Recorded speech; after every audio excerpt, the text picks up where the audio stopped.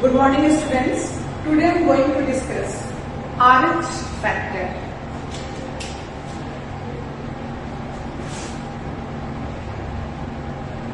RH factor.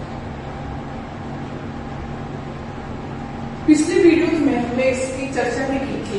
देखो 1930s में यानी 30s में सेकेंड वर्ल्ड वॉर और सेकेंड वर्ल्ड वॉर में बहुत सारे मेडिकल कैंप लगे थे और ब्लड का ट्रांसफ्यूजन हो रहा था, लेकिन जिस रेशियो से रिजल्ट मिलना चाहिए उस रेशियो से रिजल्ट नहीं मिल रहे थे। हीलिंग जो था वो काफी कम था। लैब स्टूडेंट ने इसको ऑब्जर्व किया कि वजह क्या है, तो उन्होंने पाया कि आरबीसी के सरफेस पे एंटीजेंस ए और आरबीसी के सरफेस पे एंटीजेंस बी और किसी के आरबीसी को उन्होंने देखा कि एंटीजेंस ए और एंटीजेंस बी और कुछ आरबीसी ऐसे थे जहां कोई भी एंटीजेंस नहीं था, जो कि हमने पिछले क्लास में बताया था। और इसी के आधार पे 4 हम लोगों ने आरबीसी देखा था 4 टाइप्स का, कि जिस आरबीसी के ऊपर ए एंटीजेंस, फिर बी एंटीजेंस जो कि बी था, ए बी जो कि ए बी ब्लड ग्रुप और ओ के पास कोई भी एंटीजेंस नहीं है। फिर उन्होंने ये चीज ऑब्जर्व किया तो फिर ब्लड ट्रांसफ्यूजन जो था वो ब्लड की मैचिंग होके होने लगी, फिर भी जिस रेशियो से हीलिंग होना चाहिए था उस रेशियो से हीलिंग नहीं हुआ। तो फिर उन्होंने रैंडमली कुछ डाटा का कलेक्शन किया, उसका एनालिसिस किया और ये पाया कि RH फैक्टर जो कि ये भी एंटीजन है और ये रिसस मंकी में इसको उन्होंने ऑब्जर्व किया उसके ब्लड में, और ये देखा कि ये जो RH एंटीजन है ये ह्यूमन ब्लड में भी पाया जाता है। इस RH factor this RH factor was observed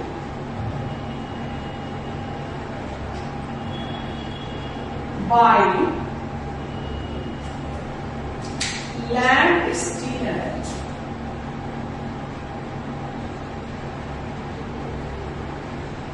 and Wiener. Name of scientist Wiener. In rhesus monkey. In rhesus monkey. Also present on the surface of humans RBC.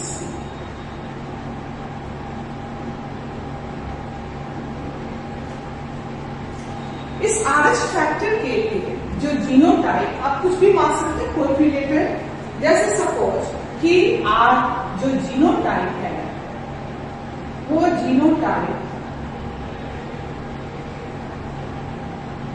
Homozygous dominant, heterozygous condition और recessive.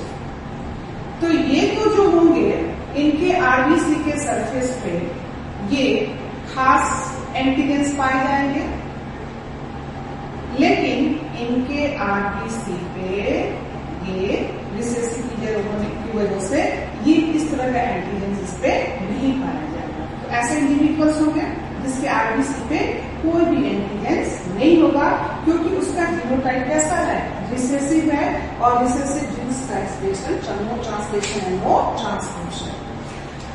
तो ये जो होंगे ये कैसे होंगे, positive होंगे और RH positive and they are RH negative। तो हम लोगों ने जब हम लोगों ने एवियो ब्लड ग्रुप सीखा था तो वहां देखे थे कि 4 टाइप्स के आरबीसी, जिसमें कि जो आरबीसी है सपोज कि जिसके ऊपर यानी कि ये जो आरबीसी है और अगर ये ए ब्लड ग्रुप है और इनके ऊपर ए एंटीजेंस भी है और RH एंटीजेंस भी है, तो ये इस तरह अभी हमको जिस मान लो कि ये ए है तो ये ए ब्लड ग्रुप एक फर्स्ट टाइप का आरबीसी, फिर बी सेकेंड, फिर ए बी थर्ड, फिर ओ। तो ये हम लोगों ने देखा था, लेकिन इस तीनों टाइप के आधार पे हम लोग जो आरबीसी देखने जा रहे हैं वो कुछ इस तरह से हो जाएंगे। सपोज ए बी एंड ओ। तो ये ए क्यों है? क्योंकि इसके आरबीसी के सरफेस पे ए है, ये बी क्यों है, बी है, ये ए बी क्यों है, ये ए बी है और ये ओ है। तो इनका ब्लड ग्रुप ओ, ये ए बी, ये बी और ये ए। लेकिन एक और कंडीशन क्या है कि अगर ये ए है और इसके आरबीसी के सरफेस पे ए बी है और आरएच एंटीजन है तो ये हो जाएगा ए पॉजिटिव। फिर बी, तो बी के वाले के ऊपर भी क्या है? एंटीजन बी और आरएच एंटीजन, तो ये क्या हो जाएंगे? B positive. ए बी, तो ए बी में जो है वो एंटी बॉडी नहीं है लेकिन एंटीजन तो है, तो यहाँ पे ए बी है, बी भी है और साथ ही साथ आरएच भी है एंटीजन, तो ये हो जाएंगे ए बी पॉजिटिव। और this one is O blood group, तो इनके पास अगर एंटीजन है तो ये हो जाएंगे ओ पॉजिटिव, राइट? तो ये हो जाएंगे ओ पॉजिटिव। तो आपने इस तरह से देखा कितना 8 types of RBC in this situation. तो they are positive and they are negative because there is no antigen, RH antigen on the surface of this RBC. Suppose एक सिचुएशन हम ले लेते हैं कि अगर डोनर की बात मैं करूं तो डोनर कैसा है? आरएच पॉजिटिव और रेसिपिएंट जो है वो है आरएच नेगेटिव। मतलब कोई भी ब्लड ग्रुप हो, ये सिचुएशन हम लोग को देखना है, ए हो बी हो कि आरएच पॉजिटिव है और आरएच नेगेटिव है। तो ब्लड ट्रांसफ्यूजन जो है, अगर हमने सपोज ये आरएच पॉजिटिव ये डोनर हो गया और ये रेसिपिएंट का बॉडी हो गया जो नेगेटिव है, तो जब यानी कि इसके आरबीसी के सरफेस पे ये रेड से मैं आरएच एंटीजन को डिनोट करूंगी, ये है, और हमने जब ब्लड ट्रांसफ्यूजन किया तो ये आरएच नेगेटिव यानी इनके आरबीसी के सरफेस पे एंटीजन आरएच एंटीजन नहीं। जब यह आरएच पॉजिटिव एंटीजन गया तो रेसिपिएंट का जो बॉडी होगा वो प्रोवोक होगा, स्टिमुलेटेड होगा, बॉडीज ऑफ रेसिपिएंट, ये इनका इम्यून सिस्टम जो होगा इस फॉरेन एंटीजन के अगेंस्ट प्रोवोक हो जाएगा, provoke and they will start to prepare anti-RH antibodies, anti-RH antibodies। तो फर्स्ट जो ट्रांसफ्यूजन होगा वो तो सक्सेसफुल हो जाएगा, फर्स्ट ट्रांसफ्यूजन वो सक्सेसफुल होगा, लेकिन सेकेंड ट्रांसफ्यूजन जो होगा वो सक्सेस नहीं होगा। क्यों पहला सक्सेसफुल हो जाएगा? ये सुनिए ध्यान से कि अगर ये आरएच पॉजिटिव है तो ये जो आरबीसी अपने साथ लेके जा रहा है और इसके सरफेस पे ये एंटीजन है, इस एंटीजन जो ये सरफेस पे है तो इस रेसिपिएंट का इम्यून सिस्टम इस फॉरेन बॉडी के अगेंस्ट काम करेगा and recipients body immune system will start producing anti-RH antibodies। तो फर्स्ट ट्रांसफ्यूजन में अगर एंटीबॉडीज बन भी गया और वो आए हुए आरबीसी को डिस्ट्रॉय भी करने लगे तो जाके ये काम तो नहीं होगा, इसमें कुछ समय लगेगा और तब तक और इस बीच ऑक्सीजन का जो ट्रांसपोर्टेशन है वो चलता रहा। सपोज अगर एंटीबॉडीज बन गए और आरबीसी डिस्ट्रॉय भी होने लगा तब तक तो रेसिपिएंट के बॉडीज ने कई नए आरबीसी का फॉर्मेशन भी कर लिया। So in this situation first transfusion तो सक्सेसफुल हुआ लेकिन सेकेंड ट्रांसफ्यूजन कभी भी सक्सेस नहीं होगा। क्यों नहीं होगा? कि अगर जैसे ही ये एंटीजन जाएगा, जो ऑलरेडी रेसिपिएंट के इम्यून सिस्टम ने जो सोल्जर तैयार कर लिया एंटीबॉडीज के फॉर्म में, वो तो अटैक करेंगे immediately. So second transfusion is not successful in this situation. It means कि RH positive can not donate blood to the RH negative, but RH negative तो दे सकता है. एक सिचुएशन जो कि आपको एनसीईआरटी के बुक में है, इरिथ्रोब्लास्टोसिस फीटेलिस. इरिथ्रोब्लास्टोसिस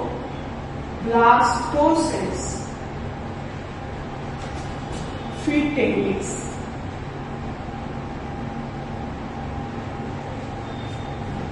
इस इरिथ्रोब्लास्टोसिस फीटेलिस में कि सपोज कि this is mother body,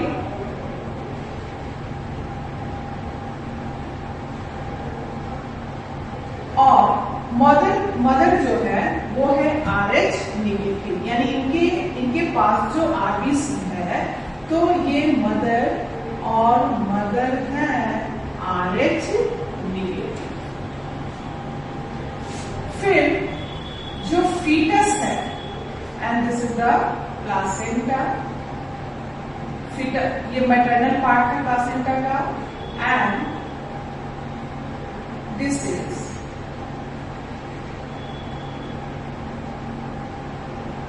foetus body.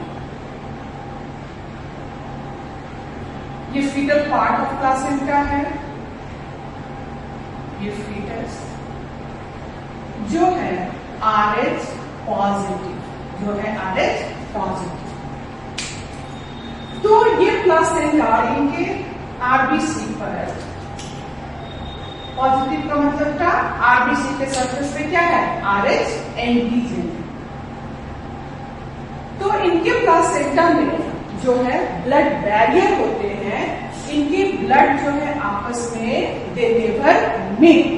तो फर्स्ट प्रेगनेंसी में जब पार्चुलेशन हुआ, यानी कि ये फीटस RH पॉजिटिव केसेस कि फीटस RH पॉजिटिव है, मदर RH निगेटिव है. In this situation only this erythroblastosis fetalis will be. Otherwise अगर कोई भी सिचुएशन होता है, सपोज फीटस RH निगेटिव है, मदर RH पॉजिटिव है, कुछ भी कोई और अदर केस होता है, तो there is no chance of this erythroblastosis fetalis, and that is also called hemolytic disease of newborn.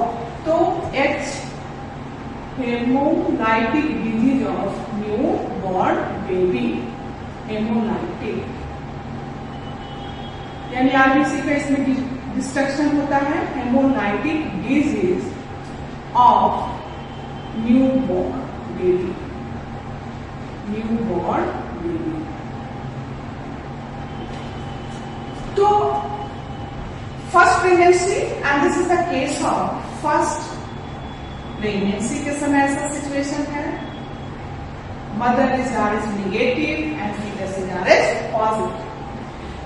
Eight the time of the parturition ये प्लासेंटा जो है वो ब्रेक करेंगे, and so little amount of blood जो है foetus का, वो chances है कि वो मदर के ब्लड से मिक्स कर जाए.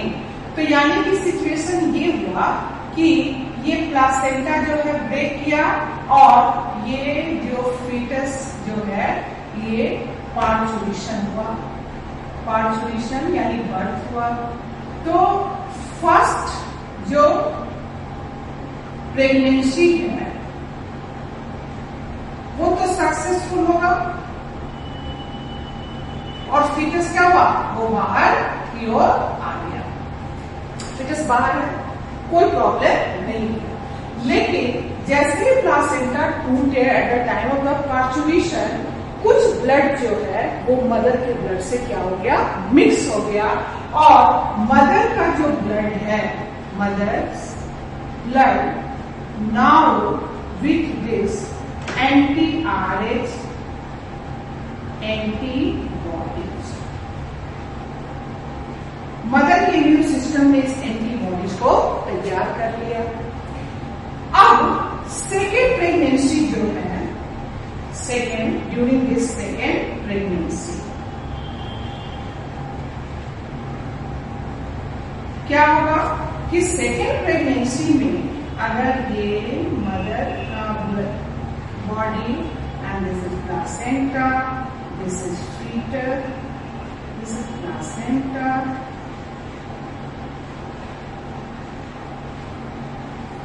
तो जो एंटी-आरएच एंटीबॉडीज मदर्स के ब्लड में बनाया है, यानी कि ये मदर है और ये कैसी है, RH नेगेटिव, तो इनका आरबीसी, लेकिन इनके पास क्या है, एंटी-आरएच एंटीबॉडीज, इनके प्लाज्मा में ये एंटीबॉडीज तो तैयार है। ये एंटी-आरएच एंटीबॉडी जो है, एंटी-आरएच एंटीबॉडी ये किस टाइप के हैं, they are of IgG type. IgG type means immunoglobulin G. Immunoglobulin जो होते हैं वो 5 टाइप्स के होते हैं, A, G, E, M and D। ये हम डिटेल्स में पढ़ेंगे बाद में। तो फिलहाल IgG टाइप के एंटी-आरएच एंटीबॉडीज होते हैं and they can cross this placental barrier, they can cross this placental barrier. तो ये जो फीटस है इसके आरबीसी के सरफेस पे, तो ये एंटीजन है, ये एंटीजन जो है RH वो तो है क्योंकि ये तो कैसा है, ये पॉजिटिव है, तो ये एंटीजन है, RH antigen. Now this antibodies will bind with this antigen, तो ये क्या हुआ, antibodies, and this is antigen. So destruction of RBC will take place and it will lead to the severe anemia. Severe anemia. Sometimes it is fatal. तो subsequently जो RBC का number है वो क्या होता जाएगा, डिक्रीज करता चला जाएगा, and this condition is called erythroblastosis fetalis.